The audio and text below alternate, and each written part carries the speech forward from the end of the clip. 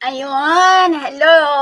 Kumusta po kayong lahat? Magandang hapon po, magandang umaga naman sa mga taga-Pilipinas at magandang gabi sa mga kung saan man kayong lugar. Ano, so ngayon po, um, ako nga po pala si Hana Michi. Ako po ang founder ng R&M Business Solution, isang sistema na kung saan pwede mo magamit sa kahit anumang negosyo. At ako rin ang founder ng Michi the Mom Discard page. Okay? So, kaya, Michi, syempre. Okay, so, ngayong araw, meron po akong i-interviewin. Isang Pinoy mom na nakatira sa Canada. At isa siya sa mga gumamit ng ating sistema at nagkaroon na siya ng resulta. At ating ipapakilala ang ating Pinoy mom na ito. Talaga namang napakasaya nung una niyang natanggap ang kanyang cheque ay hindi mo naman talaga alam mo yun, masuka ano,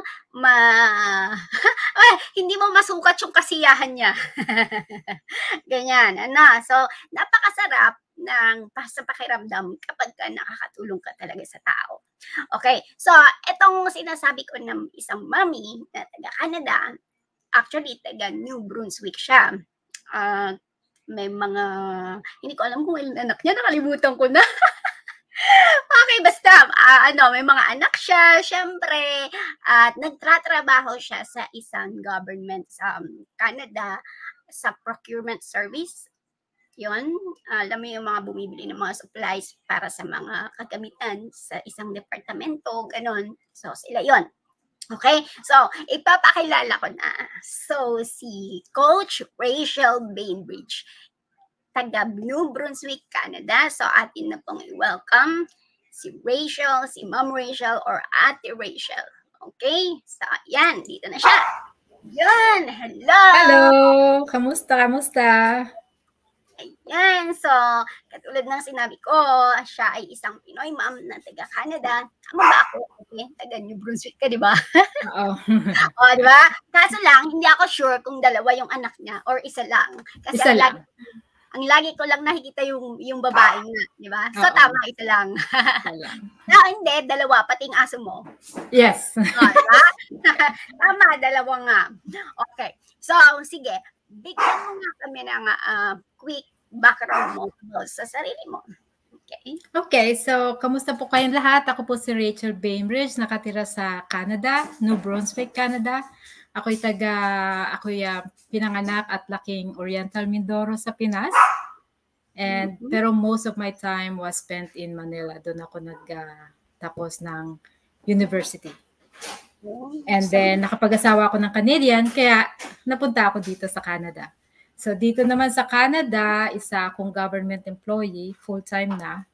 And yung anak ko naglalakad sa likod. Yeah, full-time ako sa government, sa procurement and finance din. So kami yung mga bumibili ng mga supplies sa department namin. And nagsusuporta din kami sa mga directors, sa mga managers, sa mga finances nila. Yun. Okay, so nakilala na natin ang konting background ni Ate Rachel. So actually, nakaka-relate ako dyan sa procurement.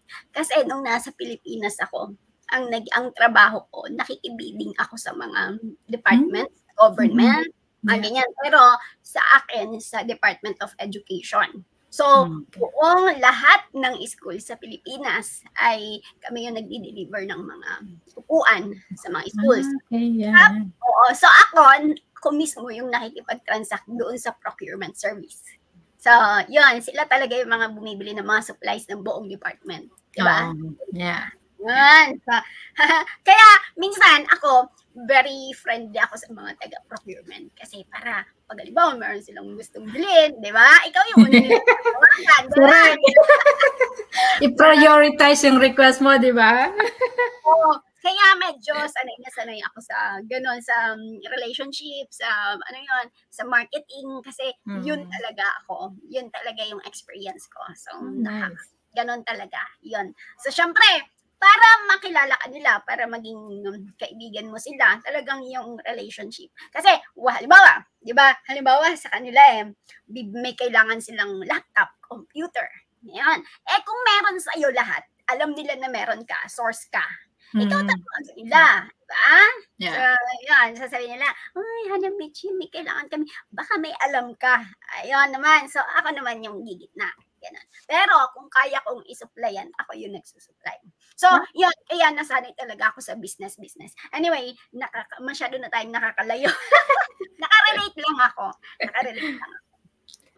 Okay, so, napakaganda kasi si Ate Rachel, syempre full-time siya sa kanyang trabaho, diba? Sa government.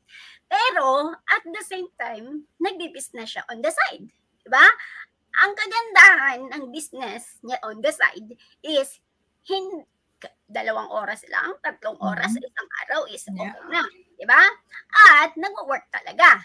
Diba? So, yan, sa tulong yan ng ating R&M Business Solution, yung isang sistema na pwedeng makatulong sa side hustle mo or sa negosyo mo.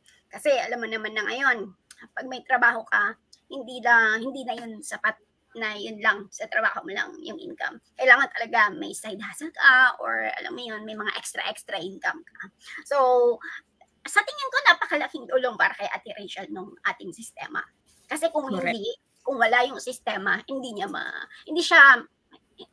magagawa ito at hindi siya kikita ng saan ka naman makakapulot ng 6,000 plus, 'di ba? Ng side hustle ng just spend 2 to 3 hours a day, 'di ba? So, 'yan. Gusto kong itanong sa iyo, Ate Rachel. Ikaw mismo ang magsabi na ano ang naitulong sa iyo nitong ating sistema? Okay, so dati nagpa-part-time din ako sa KFC. Kasi nga, kahit may full-time job ako, hindi pa rin sapat kasi alam mo na mahal ng bilihin dito sa Canada. Tapos, ang mahal din ng mortgage namin buwan-buwan. So, kahit yung full-time salary ko, hindi kulang pa rin kasi nagpapadala pa rin ako sa Pinas. Kaya nag-part-time ako sa KFC. Yun nga lang, ang dami kong namimiss na oras sa pamilya ko. Lalo na pag weekends, nandun ako sa KFC, nagtatrabaho instead na nag-in-spend ko sa pamilya ko kasi weekends lang din ng day off ng asawa ko. Tapos yung anak ko naman, weekends lang din ang available niya from school. Pag weekdays, nasa school siya, di ba? So dapat yung weekends is family day talaga dapat yun. And na-miss ko siya. Ang tagal kong wala sa bahay on the weekends. At saka tumatanda na rin, so yung likod ko, masakit na. Alam mo, sa KFC, lagi ka nakatayo, di ba? So, talagang tumatanda na, masakit na sa likod, hindi ko na kaya yung trabaho. Kaya sabi ko, hindi naman ako makapag-quit doon sa KFC kasi kailangan ko talaga ng extra income. So, sabi ko, kailangan ko makahanap ng mapagkakakitaan na pwede kong gawin kahit saan, pwede kong internet lang talaga. Gusto ko yung mga online na mapapagkakitaan sa online para hindi hassle sa oras ko, alam mo yun, hindi rin hassle sa full-time job ko. Kaya nung nakita ko yung R&M Business Solutions, sabi ko, wow, ito na siguro yung hinahanap ko. Talagang fit na fit siya dun sa part-time style na gusto ko. Kaya sinubukan ko. Umattend ako nitong meeting natin and talaga naiganyo ako sa sistema niya. Nakatulong na malaki. At ngayon nga, since January ako nag-join, di ba? And ngayon, naka 6,000 na ako, di ba? So, yung first check ko is 800 something. Tuwa na ako. Sabi ko, oh my God! So, mas malaki pa doon sa sahod ko sa KFC na every day, 7 days a week ako nag-work. So, after work ko, diretso ako ng KFC until 12 midnight. And hindi ako kumikita ng 800 a month. Kasi, kasi lang, 10, 11. Ngayon, mataas na, 15 per hour na, di ba? So, kaya ang laki talaga ng naitulong nito. Tapos, alam mo yun, pwede na akong, pag sinabi ng asawa ko, okay, let's go to Nova Scotia this weekend. Pwede, di ba? Kasi wala naman akong part-time. So. Oo, grabe nga eh. Ilang pasyal na kayo, no? Halos every weekend kayo pumapasyal. So, oo, kasi wala na akong ties sa wala na akong boss pag weekends, di ba? Tapos, ang maganda pa, pwede ko siyang gawin habang nagta-travel ako. Basta may internet, meron naman akong data sa phone ko. So, anywhere, pwede ko siyang i-check. So, kaya, ang laki talaga ng naitulong. Oo, grabe. Biruin mo, di ba? Saan ka naman nakita? Kasi, yan, nakarelate na naman ako dyan kasi sa bagel store ako nagtrabaho dati. Oh, yeah. Masakit talaga sa likod. Kasi 8 hours kang nakatayo. No? Yeah. Tapos, masakit pa sa legs. Nagka-varicose ako dahil dyan. Nagkaroon ako ng legs ko talagang lumabas yung mga ugat-ugat dahil doon. Pareho tayo. Oo. Ganon. Sabi ko, ang hirap naman ito maghapon. Ang upo ko lang is parang 10 minutes kasi 10 minutes lang yung break namin. 10 minutes lang ako upo. No? Samantala ngayon, nakaupo ka lang. Pwede ka pumasyal. Pindot-pindot ka lang sa telepono mo. Pwede ka na kumita. Diba? Correct, yeah. Natutuwa ako nung naalala ko nung nag-text ka sa akin na nakabili ka nung ano ba yun? Yung set. Nung set. Oo. Sabi mo, pangarap kong bilhin ito. Sabi mo. Pero ngayon, mabibili mo na, di ba? Yeah. So, nakakatuwa kasi, syempre, mas malaki nga naman talaga yung kinita mo na dyan kaysa pag mag-part-time ka. No? Oo. Hindi ka papagod. Naniniwala ako dyan. At saka ang maganda pa, kapag nandito lang sa bahay, nanonood ka ng TV, check, okay, good. Diba? Diba? Kahit sa pagkukrochet ko, pahinga munang mata, tingin-tingin, okay, it's all good. So, pwede talaga kahit anong oras, kahit saan. Yeah, so napaka-effective na itong sistema na ating ginagamit. Kasi kung talagang gusto mo magnegosyo, pag ang isang tao kasi, pag gusto niya kumita, di ba? Pwede kasi pumasok sa trabaho, pagkatapos ng trabaho, kikita ka talaga, di ba? Pero kung gusto mong mabago yung buhay mo, di ba? Kailangan business talaga. Business. Yeah. Kasi sa trabaho, fix yung income eh. Fix. Diba? Tapos, kinokontrol ka pa ng boss mo. Siyempre, yung manager mo doon sa KFC, ano rin yan. Yeah. Hindi ka basta-basta umabsent. Kailangan maghanap ka ng papalit sa'yo. Kaya ang hirap umabsent talaga. Diba? So, napakaganda na kahit na meron kang full-time, naghahanap ka ng extra income. Yeah. So, may full-time ka at the same time, ito, extra income mo. Di ba? Ang laking tulong. No? Talaga. Kahit siguro, sa tingin mo ate, 500 a month or 1,000 a month, extra income, ano kayang matutulong sa iba nating kababayan na gusto rin sumubok nitong sistema? Malaki talagang mas matutulong nito kasi 1,000 extra a month, bayaran mo na lahat ng utang mo o kaya pandagdag mo sa mortgage nyo or pangbayad sa bagong kotse. Diba? Tapos kung magta-travel ka, hindi ka nagagamit ng credit card, hindi na, cash na. Kasi may 1,000 monthly ka na, di ba? So, meron kang peace of mind na yung mga ginagastos mo is hindi utang. Alam mo yun. So, hindi ka nalulubog sa utang, imbes umaangat ka. Kasi extra income mo na yun eh. Oo. Diba? Tama. Pero, ate, hindi ka ba natakot nung una? Siyempre, hindi mo pa naman alam, baka walang mangyari sa iyo, ganyan gito, di ba? So, hindi ka ba natakot o hindi ka ba nagduda dito sa sistema? Baka hindi ako kumita, baka naman hindi maging successful yung business ko dito. Hindi ka ba natakot? Natakot din kasi lahat naman ng bago, kakabahan kang subukan, di ba? Kasi bago, hindi mo alam, wala kang alam, wala kang gaya ko, wala akong experience dyan. Pero nag-trust ako sa sistema kasi nakita ko talaga na maganda siya. Maganda yung sistema niya at nakita ko sa iyo kung gaano kasuporta sa amin din. Tsaka nakita ko sa iyo yung success mo.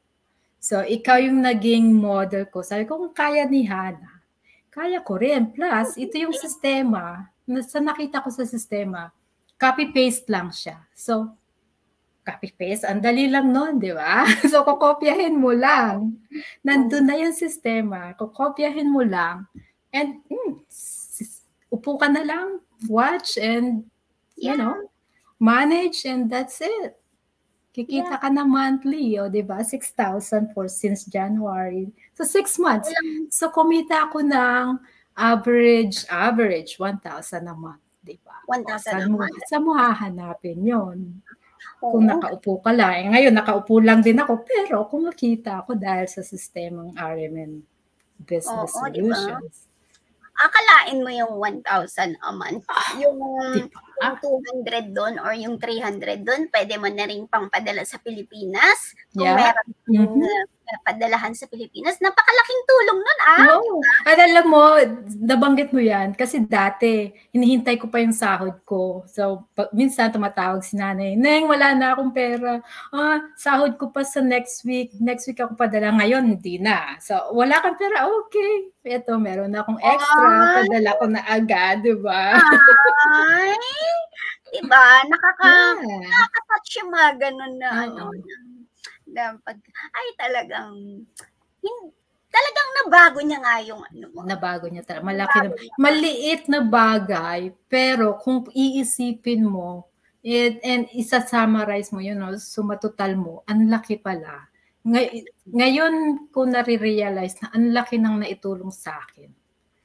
Kahit maliit na bagay, like noon, pwede ako magpadala anytime kay nanay. Diba? Ang laking tulong na yun. Hindi na siya maghihintay ng next week na sahod ko. Diba? Tama. Yeah. Oo. Totoo yun. Kasi, Nay, sabi mo, wala pa akong sahod. Pwedeng next week na lang. Paano kung kailangan pala nila? Yeah, kasi nagagamot din siya, di ba? Kailangan niya ng gamot, matanda na. So kapag naubusan ng gamot, Neng, wala na akong gamot. O sige na, ipadala na ako dyan. Pwede mo nang kunin bukas. Wow, galing. Diba? Nakakatawa naman. Akala ko, alam mo yung impact niyan. Akala ko tuwing nakukuha niyo yung mga sweldo, yung mga commission niyo, yung mga kinita niyo, no? Parang hindi ko naiisip na ganun siya kahalaga. Ganun yung impact sa inyo. Basta, ang sa akin lang, masaya ako dahil nakatulong ako sa inyo, nagkaroon kayo ng extra income. Pero, yung value, yung kinita nyo na yun, hindi lang pala basta-basta. Ang dami niyang nababago rin na buhay ng tao kasi yung nanay mo, di ba? Hindi mo paghihintayin ng ng isang group na magpadala ng pera. At saka yung pamamasyal nyo, nakailang pasyal na kayo, parang halos linggo-linggo. Diba? Yung freedom sa time, yung time malaki. Oo, napaka-importante. Parang ako, yung anak ko, sa umaga, so meron kaming time, nadadala namin siya sa park, diba? Nadadala namin siya kung saan namin gustong dalhin. At the same time, nakakapag-negosyo ka pa rin. Kahit na.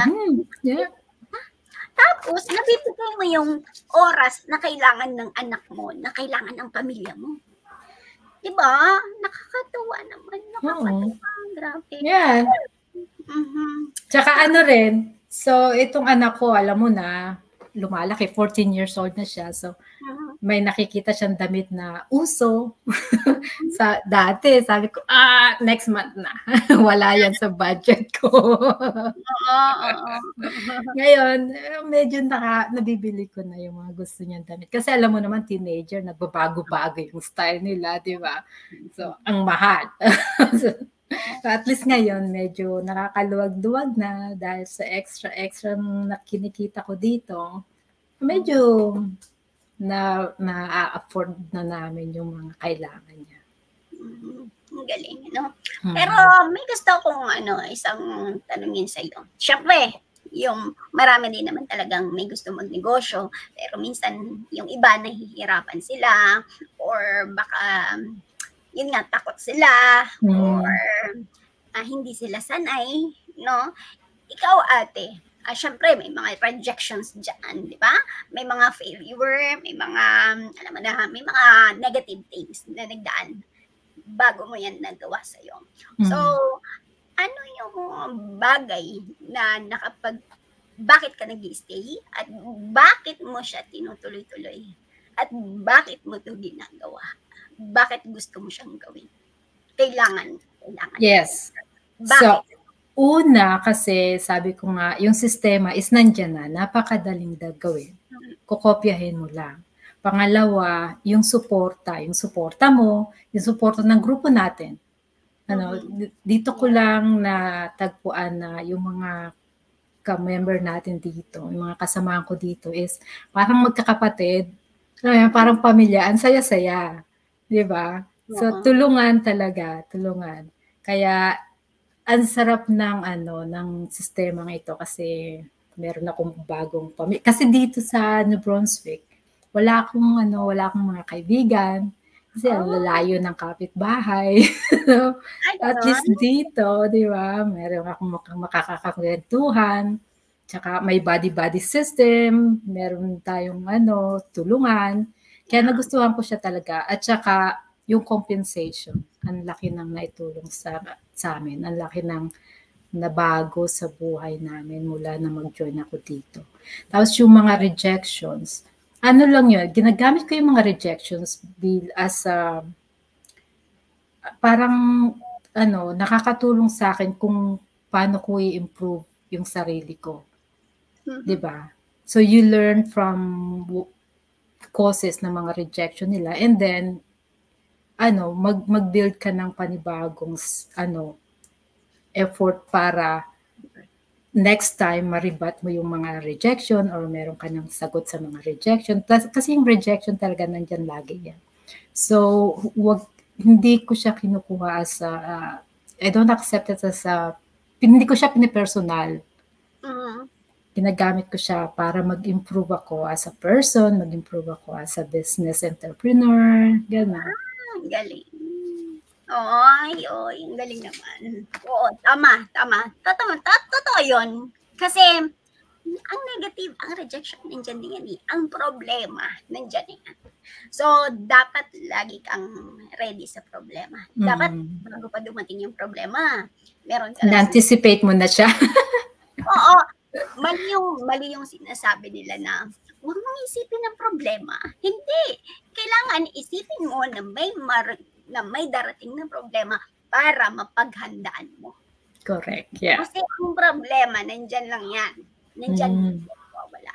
So, dapat ikaw, okay, alam ko, baka maging ganito, baka magganyan, kapag naging ganito, kapag naging ganyan, alam ko na yung gagawin ko. Kasi ready na ako. Napaghandaan ko. Yun ang tamang pagtingin sa problema. Hindi yung, puro problema iniisip mo, hindi dapat ganyan. Dapat ka lagi, positive. Kung puro ka positive, hindi mo na napaghahandaan yung negative things. Negative, yeah. Diba? Kasi puro ka positive, masaya lang. Hindi ka dapat. Sa sobrang saya mo, sa sobrang kampante mo, pag dumating na yung problema, gulat ka na. Hindi mo na alam kung paano mag-react kasi hindi mo siya na-anticipate, hindi mo siya napagandaan. Correct. Totoo yun. Totoo. So, last question. Bakit kailangan mo itong gawin? Para kanino? Para saan? Marami akong why. Pero ang pinakamalaki is gusto kong makabayad ng bahay early on. At saka tumatanda na rin ako, gusto kong magkaroon ng time para sa anak ko. Kasi 14 years old pa lang siya. So, nung nagtatrabaho ko sa KFC, talagang wala akong time na na-spend sa kanya. So, ngayon, may oras na ako sa kanya. Gusto kong magkaroon ng sapat na pera, sapat na income, para mag-enjoy naman kaming mag-anak together.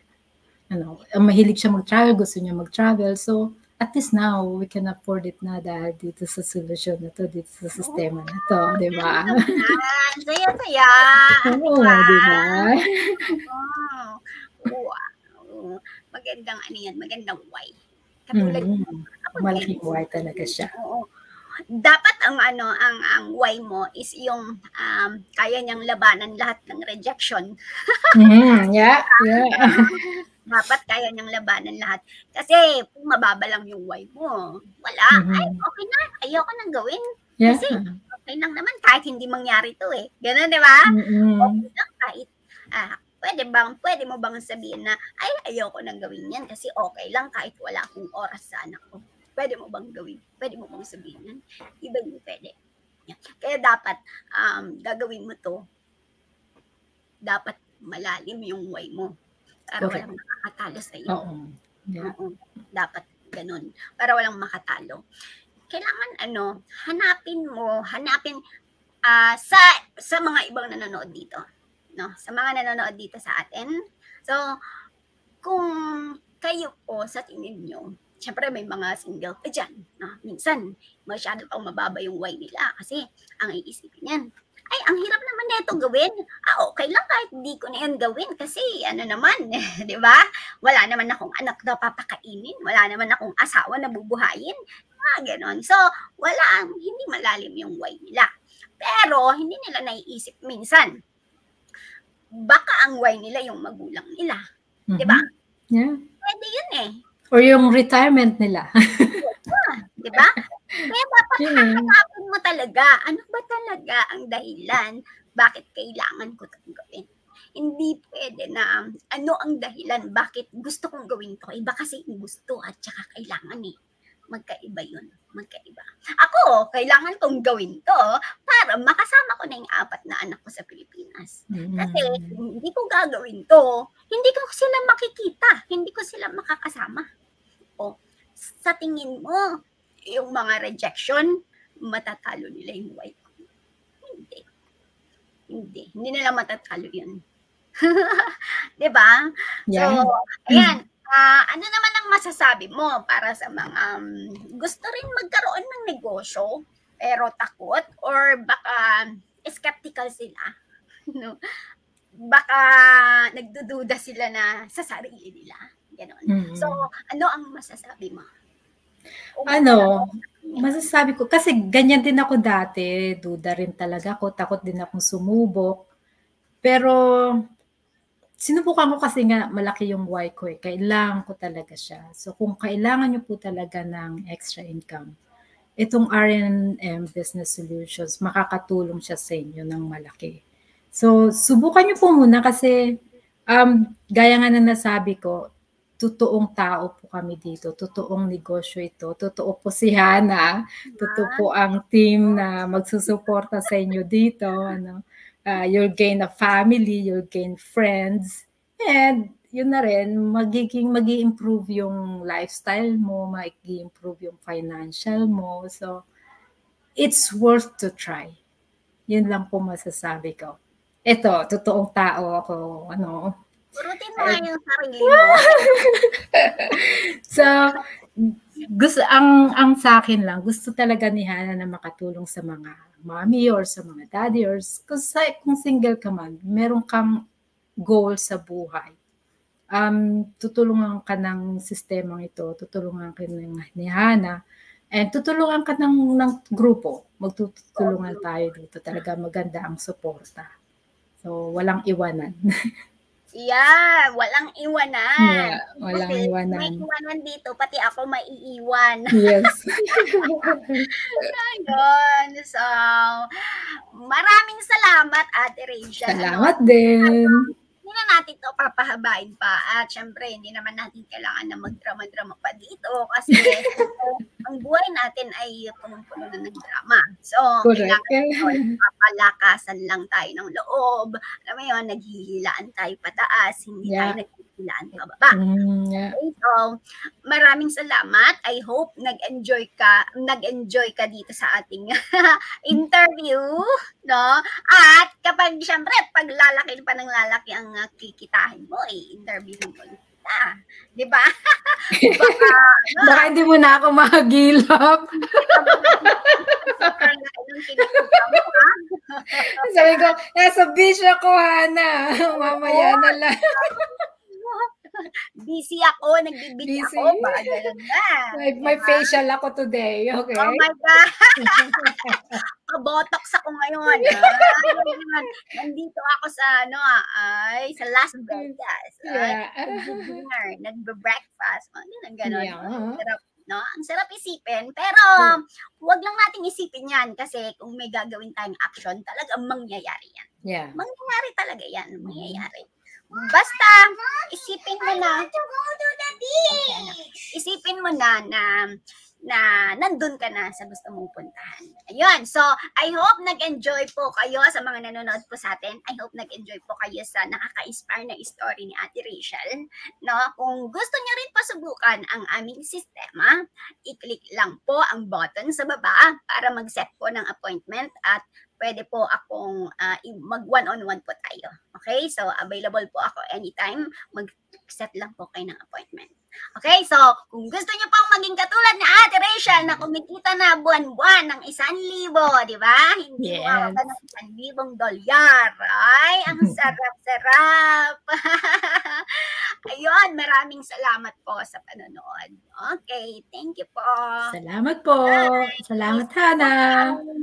Sa mga susunod pang interview. Okay, thank you. Bye.